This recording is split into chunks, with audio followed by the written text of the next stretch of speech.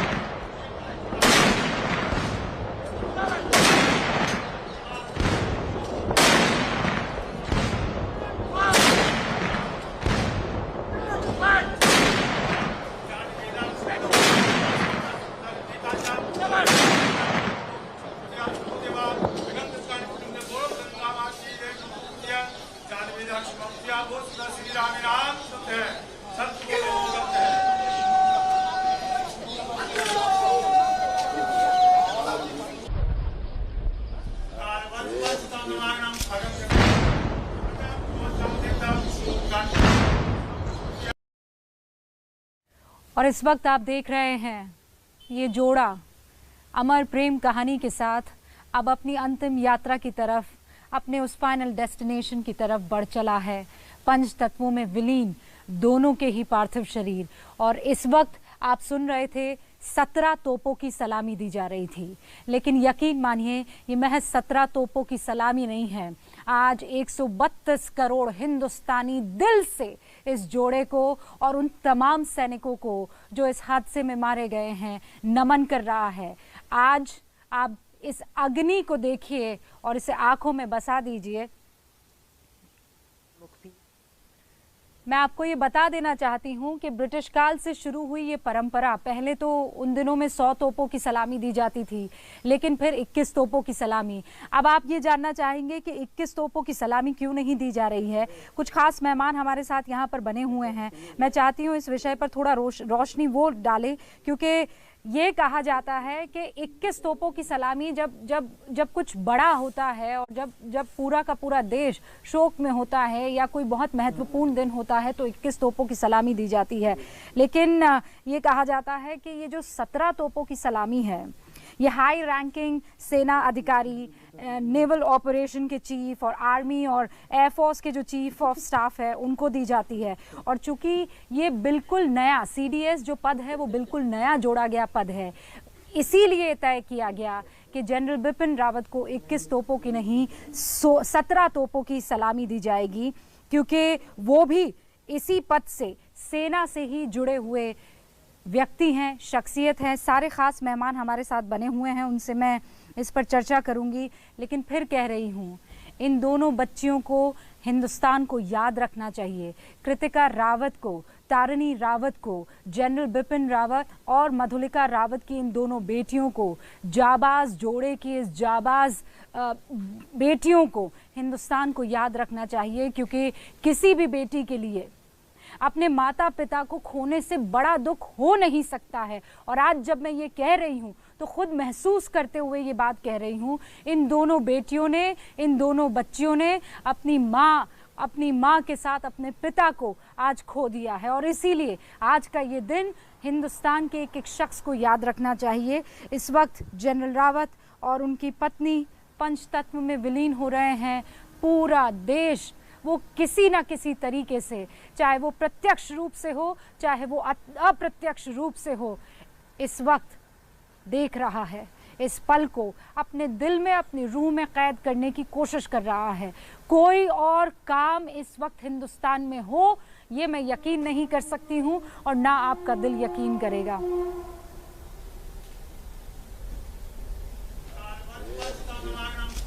पीके सहगल साहब, रक्षा विशेषज्ञ, हमारे साथ जुड़ चुके हैं। पीके सहगल साहब, ऐसे मौके बहुत कम होते हैं जब हर किसी का दिल उदास होता है, आपका कहीं कुछ जी नहीं लग रहा होता है, सिर्फ और सिर्फ उसी वक्त, उसी जगह, उसी दिशा में आपकी एनर्जी होती है, जैसे आज की तारीख में हो रही है।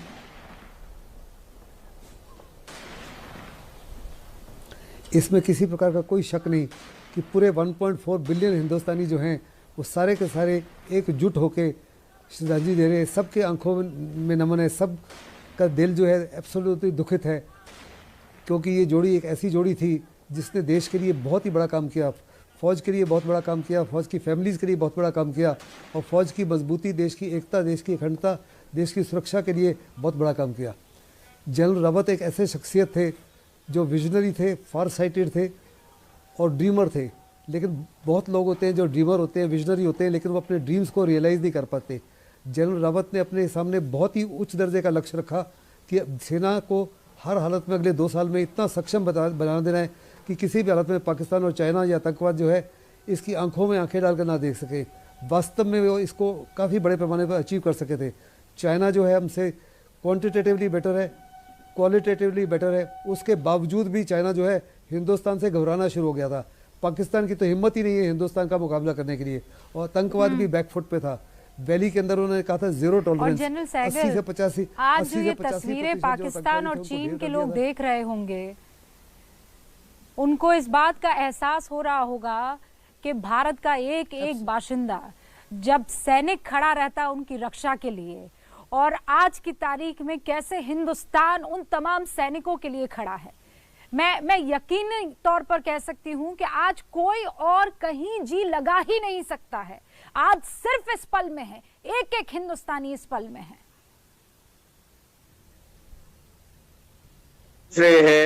एब्सोल्युटली एंड टोटली 1965 के युद्ध में, 71 के युद्ध में, 99 के युद्ध में सारा हिंदुस्तान जो है एकजुट होके, पॉलिटिकल पार्टीज क्या हैं, हिंदुस्तानी क्या हैं, सब एकजुट के सरकार और फौज के पीछे खड़े थे।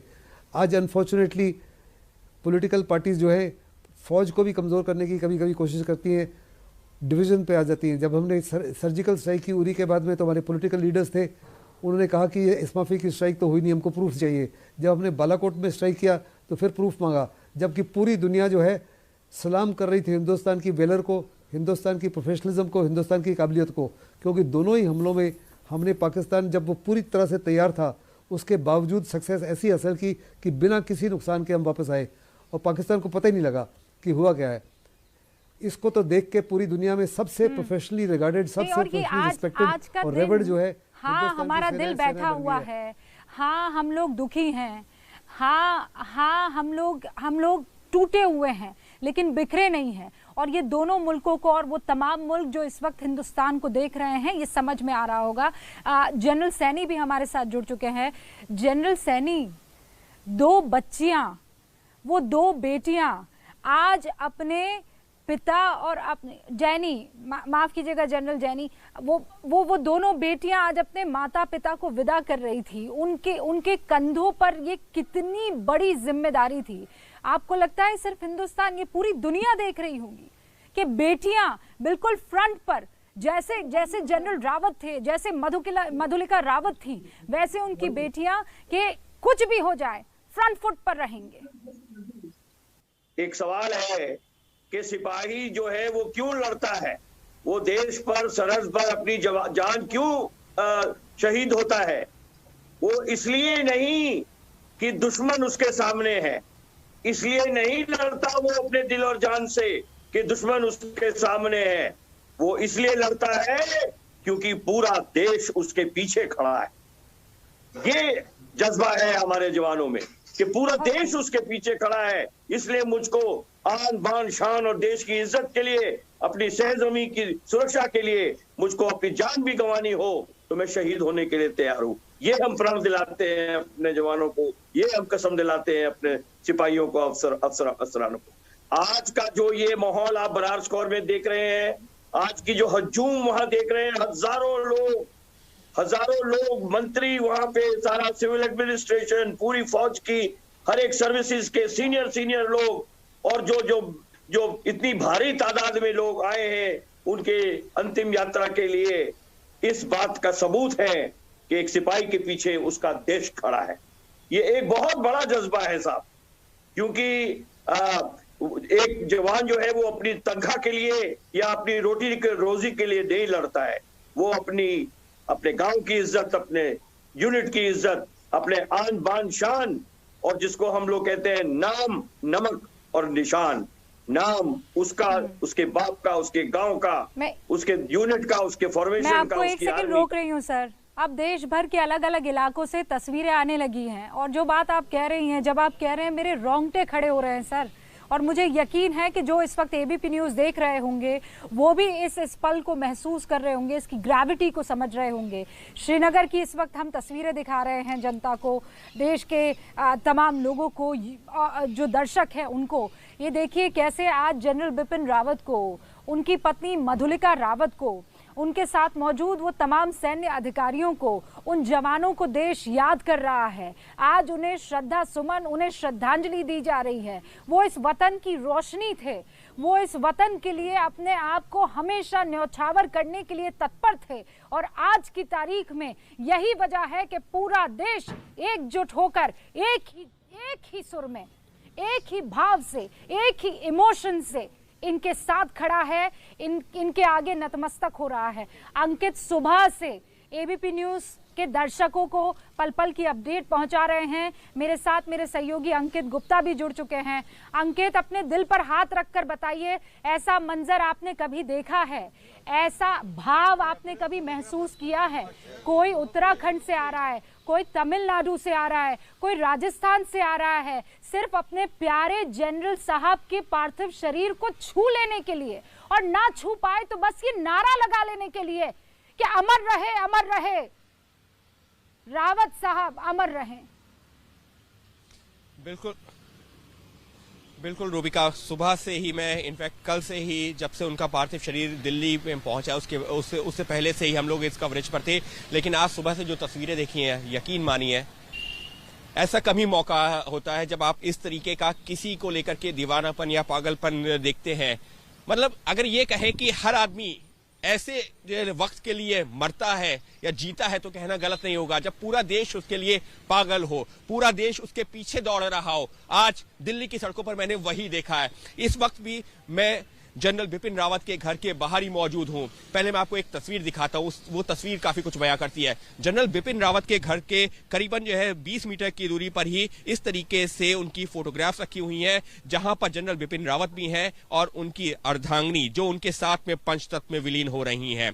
कहा जाता है ना कि इस शादी में 7 फेरे लिए जाते हैं, 7 जीने मरने की कस्में खाई जाती हैं। किसी ने नहीं सोचा होगा कि जीने मरने की जो कस्में खाई जाती हैं वो इस तरीके से पूरा करेगा ये जोड़ा। लेकिन आज सबकी आंखें नम हैं। उसकी एक और तस्वीर आपको दिखाता हूं। देखिए, जहां पर अभी हम खड़े हैं यहां पर बहुत सारे फूल नजर आ रहे हैं।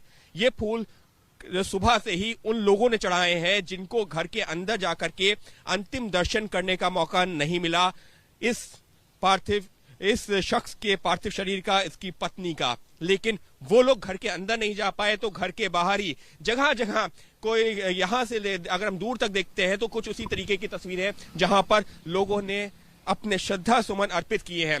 रूबिका, इसके साथ ही में जब पार्थिव शरीर यहां दिल्ली की सड़कों पर गुजर रहा था, जा रहा था शमशान भूमि की तरफ, लोग पागलों की तरह दौड़ रहे थे। हमने देखा है, उनसे जब बात कर रही है तो उनका कहना था जनरल साहब अमर रहे, मधुलिका जी अमर रहे, इस तरीके के नारे। यकीन मानिए, उसके अलावा मैं एक चीज और जोड़ना चाहूंगा जिसने सुबह से मेरे दिल को कचोट रखा है, वो है ब्रिगेडियर रूबिका, बस 10-20 सेकंड और लेना चाहूंगा। ब्रिगेडियर छदर की जिस तरीके से उनकी बेटी ने जो बयान दिया है, निश्चित तौर पर यकीन मानिए वो जितनी बार सुनता हूं आंखें भावुक होती हैं, नम होती हैं। क्योंकि एक बेटी जिसने अपने जो है पिता को मुखाग्नि दी है, जिसने अपने पिता का अंतिम संस्कार किया है, वो किस तरह से आकर के अपने शब्दों को बयां करती है। 17 साल तक उनकी मां ने उनको समझाया कि 17 साल तक जिस पिता ने आपके साथ दिया है आप उनकी अच्छी बातों को याद करिए। 5 साल की जो उनके पिता ने जब वो 5 साल की थी जो बातें कही थी वो भूल नहीं रही हैं। और वो जिस तरह से उन्होंने सामने आके बात कही ना, यकीन मानिए मैंने जितने लोगों से बात की है हर किसी की आंखें नम होती हैं, शब्द भर आते हैं। और मैं भी जितनी बार सुना है मेरे पास भी कोई अल्फाज नहीं थे। और यही शायद वो प्यार है जिसके लिए देश का क्या कोई भी शख्स जीता है या मरना चाहता है। जी अंकित, सही कह रहे हैं आप। ये तीनों बच्चियां, मैं फिर कह रही हूं और बार बार कह रही हूं कि आज इस वक्त आपने एबीपी न्यूज़ ऑन किया हुआ है, आपको लग रहा है कि आज इस पल में रहना बहुत ज़रूरी है, लेकिन बस आज का पल नहीं, इन तस्वीरों को अपनी आंखों में कैद कर लीजिए, अपने दिल में बसा लीजिए, अपनी रूह में समा लीजिए। इन तस्वीरों को भूलना नहीं है। ये वही सैनिक है, ये वही जवान है, ये वही योद्धा है जिनकी वजह से आप जहां पर हैं वहां पर सुकून से रह पा रहे हैं। इस बात को भूलिएगा मत कि इन बच्चियों ने कीमत चुकाई है, बड़ी कीमत चुकाई है, अपने माँ बाप की कीमत चुकाई है, एक साथ अपने माँ को और अपने बाप को विदा किया है ताकि हिंदुस्तान जो है वो जिंदा है, जिंदाबाद रहे। जनरल जैनी कुछ कहना चाह रहे हैं। जनरल जैनी, इस जज्बे के आगे हैसियत और बिसात ही क्या हम लोगों की? देखिए, जज्बे की अगर बात करें तो आप जरा सा उस फैमिली के अंदर की फीलिंग्स का जरा सा अंदाजा लगाने की कोशिश करिए। रूबिका जी, जब सुबह जनरल रावत अपने घर से निकले होंगे तो बेटियों को जब अलविदा नहीं कहा होगा उन्होंने यही कहा होगा, सी यू इन द इवनिंग, शाम को मिलता हूं। या हो सकता है उन्होंने किसी दोस्त को खाने पे न्योता दिया हो और ये कह रहे हो कि खाने की तैयारी कर लेना, मैं 8 बजे तक आ जाऊंगा, क्योंकि 9:30 बजे तक उन्होंने दिल्ली वापस आना था। हो सकता है कि अगले दिन सुबह उनकी प्रधानमंत्री से या रक्षा मंत्री से मीटिंग हो सुबह 9 बजे। उसकी तैयारी के लिए अपने स्टाफ को बोल के गए होंगे कि जरा सा पेपर तैयार कर लेना, मेरी कल मीटिंग है।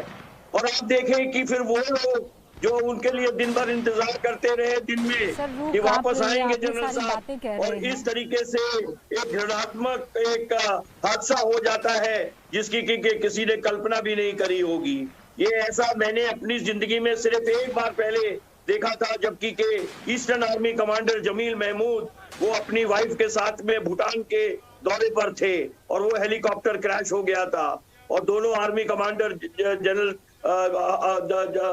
महमूद जमील और उनकी वाइफ दोनों हताहत हो गए थे। ये दूसरा केस हुआ है उस किस्म का।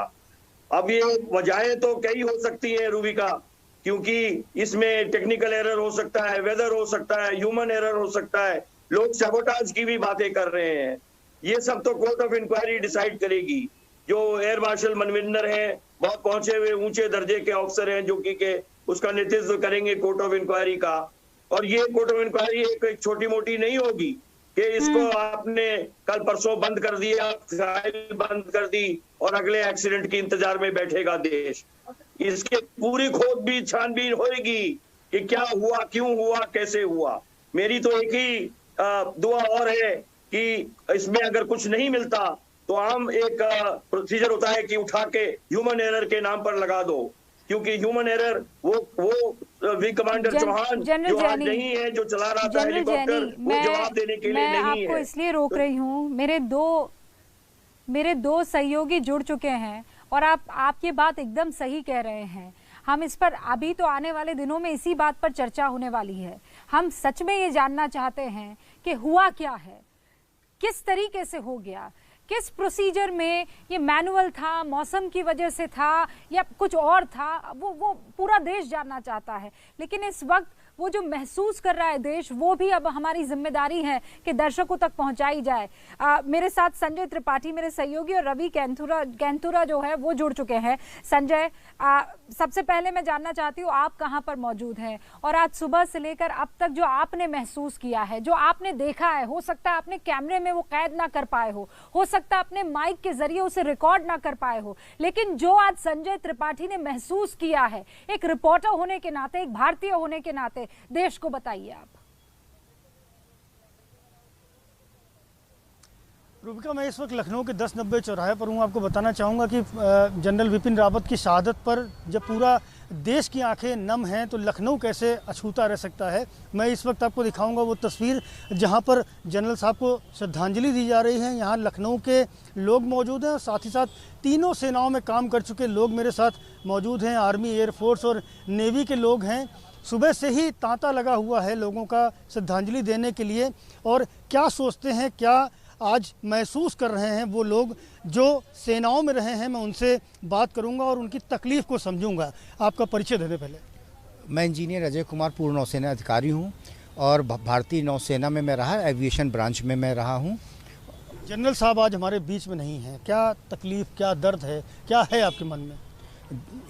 देश की आन बान शान बहादुर हमारे जनरल विपिन रावत जी का पार्थिव शरीर आज ब्रह्मलीन हो गया और पूरे देश में शोक की लहर है।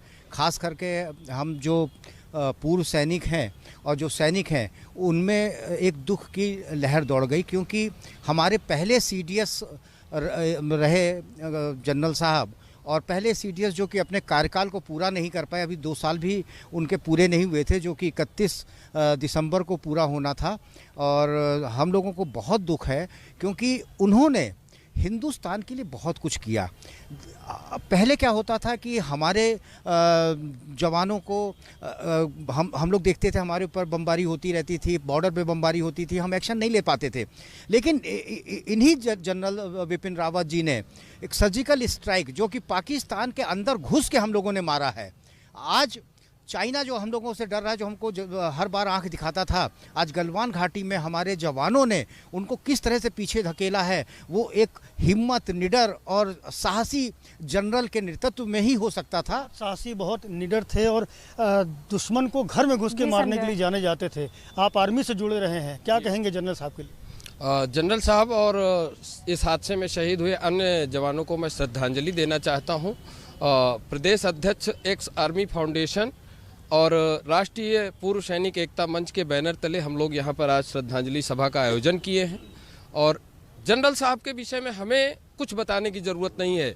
आपको, देश के नागरिकों को, सबको मालूम है कि जनरल साहब के पहले हमारे देश के सेना की छवि क्या थी, उनके बनने के बाद, सीडीएस बनने के बाद, जनरल बनने के बाद छवि में क्या बदलाव आया है। जाहिर तौर पर ऑफेंसिव मोड में सारा काम इंडियन आर्मी कर रही थी उनके अंडर में, चाहे सर्जिकल स्ट्राइक हो, चाहे एयर स्ट्राइक हो और मॉडर्नाइजेशन। वो पूरा हिंदुस्तान आज की तारीख में इस बात को महसूस भी करता है और ये फैक्ट भी है। लेकिन रवि, जो मेरे सहयोगी मौजूद हैं, उनसे भी जरा जानते हैं कि वो इस वक्त कहाँ पर मौजूद हैं। और रवि, मैं आपसे एज अ रिपोर्टर पहले जानना चाहती हूँ कि आज जो आपने देखा वो क्या था, आपने जो महसूस किया वो क्या था, और फिर मुझे आसपास के माहौल के बारे में बता दीजिएगा। पर एक रवि एज अ रिपोर्टर आज क्या महसूस किया आपने? बिल्कुल रूपिका जी, अगर बात करें तो पूरी तरीके से जिस तरीके से पूरा देश आज गमगीन है और स्तब्ध हैं सभी लोग, उसमें एक ख़ास बात ये भी है क्योंकि उत्तराखंड के पौड़ी ज़िले से, जिस उत्तराखंड में इस वक्त मैं हूँ देहरादून में, यहाँ के पौड़ी ज़िले के एक छोटे से गांव से सेना के सबसे उच्च पद पर आसीन आज CDS बिपिन रावत अब हमारे बीच नहीं रहे। और मैं इस वक्त IMA के बाहर हूँ, इंडियन मिलिट्री एकेडमी के बाहर।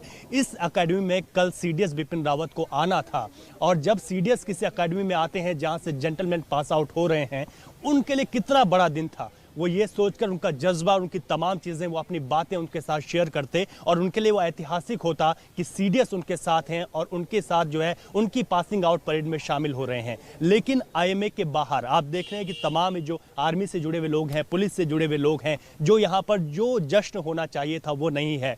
IMA की POP होगी, लेकिन सभी के चेहरे कहीं ना कहीं मुरझाए हुए हैं, गमगीन है तमाम लोग, स्तब्ध है पूरा IMA। देहरादून का वो IMA जहां पर CDS बिपिन रावत का इंतजार किया जा रहा था। राष्ट्रपति रामनाथ कोविंद के साथ CDS बिपिन रावत को यहां पर पहुंचना था। कल उनके जश्न की पूरी तैयारियां थी, लेकिन इतनी बड़ी अनहोनी जो पूरे देश के आज चुप है, गमगीन है, आंसू बहा रहा है, और ये वही उत्तराखंड है। बहुत याद आएंगे जनरल साहब, लेकिन जैसा जनरल साहब कहा करते थे ना कि सैनिक कभी मरते नहीं हैं, जनरल कभी जाया नहीं करते हैं, वो यही हैं, यहीं रहेंगे। आज दिन ही ऐसा है, आज पल ही ऐसा है। जनरल साहब निकल चले हैं अपने एक अलग ही सफर पर।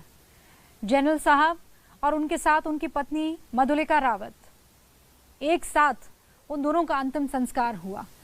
परिवार ने यह तय किया, उनकी बच्चियों ने यह तय किया कि इन दोनों ने 7 जन्मों तक साथ जीने और मरने की कस्में खाई थी। और आप देखिए, बहुत कम लोगों को ये नसीब भी होता है, पति और पत्नी दोनों एक साथ पंच तत्व में विलीन हो गए।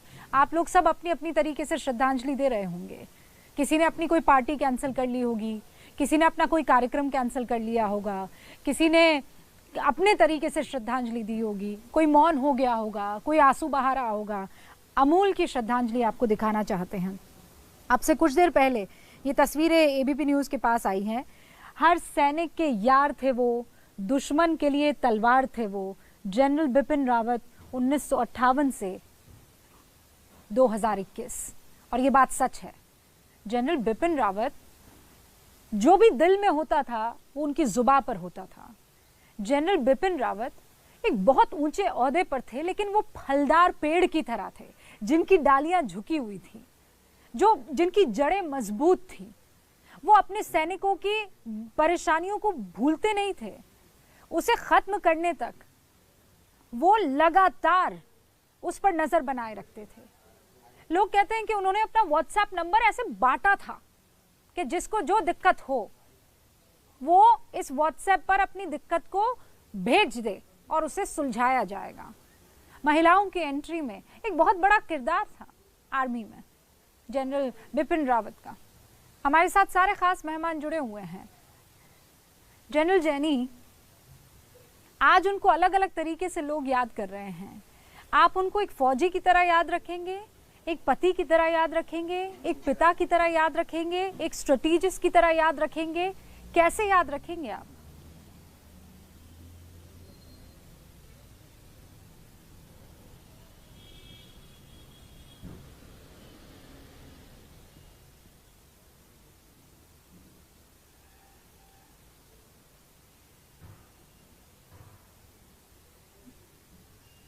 जनरल जैनी, मैं आपकी आवाज़ नहीं सुन पा रही हूँ। अंकित लगातार हमारे साथ बने हुए हैं। अंकित, आज जो आपने देखा, अभी दर्शक हमारे साथ जुड़े हुए होंगे, आपने वो पूरी यात्रा जो अंतिम यात्रा थी उसे कवर किया। आप जनरल रावत के घर के बाहर मौजूद थे। कई ऐसे लोग होंगे जो अंदर नहीं जा पाए होंगे। कैसे श्रद्धांजलि वो अर्पित करते दिखे? रूबिका, श्रद्धांजलि देने वालों का यहाँ पर एक शख्स है, ये चले जा रहे थे, जानबूझ के मैंने इनको रोका है। हम जिस चीज का जिक्र कर रहे थे ना, प्यार मोहब्बत, लोगों ने अपने अपने तरीके से जनरल साहब को और उनकी धर्मपत्नी को श्रद्धांजलि दी है। लेकिन यहाँ एक शख्स है, इनको जानबूझ के मैंने रोका है। शायद जो है मजदूरी का काम करते हैं, लेकिन है CPWD में काम करते हैं, लेकिन यहाँ पर रुके हैं। क्यों रुके हैं? आप अपना मोबाइल निकालेंगे? इनका मोबाइल मैं कुछ वक्त ले रहा हूं, लेकिन वो दिखाना जरूरी है। मोबाइल अपना ऑन कीजिए, फोटो। ये यहां पर रुके, बाकायदा कुछ वीडियोस बनाए हैं। ये देखिए रूबिका, अगर हम ये फोटोज देख पाए, जनरल साहब को किस तरह से लोग अपने साथ में रखना चाहते हैं, बाकायदा एक वीडियो भी बना लिया है। जानते हैं आप ये कौन है? जी, मैं इनके कोठी में काम भी करने जाता हूँ बराबर जी। अच्छा, आपने इनकी कोठी में काम भी किया है। कैसा स्वभाव रहा था? आप इनको आज लेकिन हमारे बीच में नहीं है, पंचतत्व में विलीन हो गए। जी सर, नहीं हुए। गुलाब बोल चाली सब चीज बहुत बढ़िया था, मिलते थे, राम ज्वारी सब होता था, नमस्ते सब करते थे। जी सर, आप इनके जब काम करने आते थे तो ये आप लोगों से भी बात करते थे? ऐसा तो नहीं था कि बहुत बड़े अधिकारी थे? नहीं अधिकारी थे, वो अपने आप को बहुत बड़े आदमी नहीं समझते थे, सबसे मिलना जुलना सबसे खेलते थे, ऑफिस में भी बुलाते थे। जम्मू से अजय बाचलू अंकित मेरे साथ जुड़ चुके हैं और ये बहुत महत्वपूर्ण आपने बयान जो है वो पहुंचाया कि पीडब्ल्यूडी में काम करते हैं और जनरल साहब के घर पर भी अक्सर जाया करते थे काम करने के लिए, और एक अच्छे व्यक्ति के तौर पर इनसे लगातार उनकी मुलाकात होती थी। अजय बाचलू जम्मू से हमारे साथ जुड़ चुके हैं। अजय, मेरे पास स्क्रीन नहीं है, मैं देख नहीं सकती हूँ, लेकिन पूरा देश इस वक्त आपको देख रहा है। जम्मू में आप देख सकती हैं रूबिका, लगातार यहाँ पर लोग जो हैं वो न केवल सीडीएस विपिन रावत जी को यहाँ पर जो है श्रद्धांजलि दे रहे हैं, बल्कि उनके साथ इस हेलीकॉप्टर क्रैश में जितने लोग मारे गए सब लोगों को यहाँ श्रद्धांजलि दी जा रही है। जम्मू कश्मीर की अगर बात करूं तो जम्मू कश्मीर के लोगों के दिलों में सीडीएस विपिन रावत के लिए एक विशेष स्थान था। सर, जब आज आप श्रद्धांजलि दे रहे हैं, जम्मू कश्मीर में एक विशेष स्थान था सीडीएस जनरल विपिन रावत का, क्या वो स्थान था और क्यों आप उन्हें विशेष तौर पर याद कर रहे हैं? देखिए, जिस प्रकार की जम्मू कश्मीर की परिस्थितियां हैं, उन परिस्थितियों को कंट्रोल करने के लिए स्वर्गीय विपिन रावत जी ने बहुत अच्छा कार्य किया था। जो पाकिस्तान के ऊपर सर्जिकल स्ट्राइक हुई, जिस प्रकार इस स्थिति को कंट्रोल करने में वो लगे हुए थे, कुछ लोगों को वह पच नहीं रहा था, जिसके कारण इस प्रकार की जो परिस्थितियां हैं उनका सामना करना पड़ रहा है। तो यहाँ पर अगर जम्मू कश्मीर की बात करें तो जम्मू कश्मीर के लोग न केवल जिस तरह से सर्जिकल स्ट्राइक में जनरल विपिन रावत का रोल रहा उसके लिए याद कर रहे हैं, बल्कि जिस तरह से अभी ऑपरेशन कश्मीर में चल रहे हैं, ऑपरेशन ऑल आउट चल रहा है, जिसमें आतंकियों को चुन चुन कर मारा जा रहा है, तो जम्मू कश्मीर में कहीं ना कहीं एक विशेष स्थान था जनरल विपिन रावत का, और यही वो वजह है कि यहाँ पर उनको श्रद्धांजलि देने का सिलसिला रूबिका जो है वो नहीं थम रहा है। रूबिका, और ये हाल पूरे देश में है, अलग अलग इलाकों में है। अभी कुछ देर पहले हम श्रीनगर की तस्वीरें दिखा रहे थे, फिर हमने जनरल बिपिन रावत के घर की तस्वीर दिखाई, और अब जम्मू की तस्वीर दिखा रहे हैं। ये जिंदाबाद का नारा, अमर रहे का नारा, ये थम नहीं रहा और ये रुकने वाला है भी नहीं। जनरल जैनी हमारे साथ जुड़ चुके हैं। जैनी साहब, मैं जानती हूँ आप अपनी बातों को देश तक पहुँचाना चाहते हैं। कहते थे जनरल साहब को, जनरल जैनी उन्हीं के बारे में कुछ और बातें कहना चाहते हैं और इसीलिए बगैर वक्त जाया किए जनरल जैनी। देखिए, बातें तो बिपिन के बारे में बहुत कुछ हैं। आखिर इतना सीनियर ऑफिसर और इतनी बड़ी जिम्मेवारी उसके सर पर, देश की पूरी सुरक्षा का भार उसके कंधों पर, तो उनके लिए तो एक किताब लिखना भी जो है वो कम रहेगा। लेकिन मैं इतना ही कहना चाहूंगा रूबिका, एक दो बातें, कि विपिन का ख्याल हमेशा, उनका जो चैन और चमन था वो हमेशा बॉर्डर पे रहता था, हमेशा जवान जो कि के आगे सरहद पर है उनके साथ रहता था।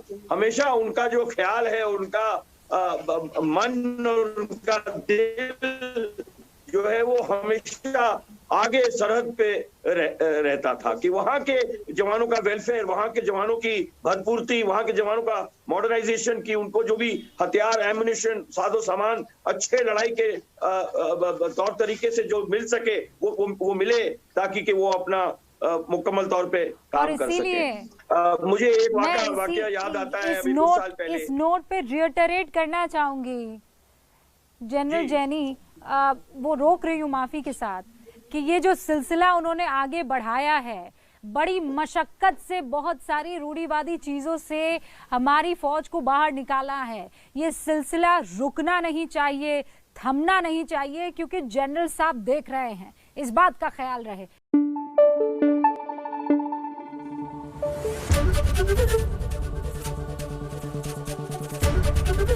एबीपी न्यूज आपको रखे आगे।